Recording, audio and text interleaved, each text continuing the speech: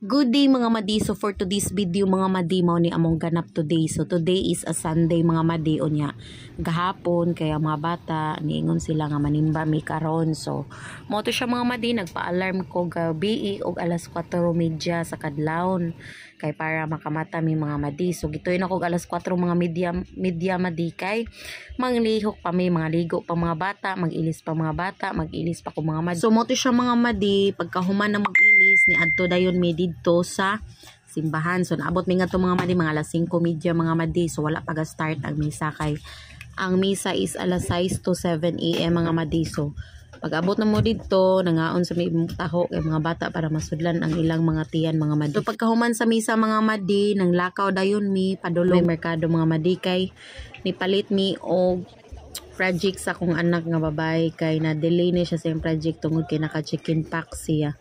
Mang wala siya kaapas sa project mo nang niapas siya karon. Dahil pagkahuman na mo dito mga madi, na malit lang sa may pangkap para pangapi na mo mga madi puto bingka. Kahuman na ulit sa balay mo na pag-abot na ko dito mga madi, ako din gikuan ang buwak para mabutang dayon sa altar mga madi. So mao na siya mga madi, ako din ang gikatingan kay cute kay among flower base mga madi, butanganan sa amo ang altar nga buwak. So pagkahuman ako diha mga madi, ni president ko dito sa ubos. So muna siya mga madi, ako din gipalabay ang mga laya na nga buwak, and then akong gihugasan ang buwak. Ayun ako din gibutang sa altar dito sa ubos mga madi. So pagkahuman mga madi, na mainit din mi mga madi kaya mga bata para na sa nasudan ng tiyan kay gikan mi sa lakaw. So mo to siya mga madi, thank you for watching, bye bye.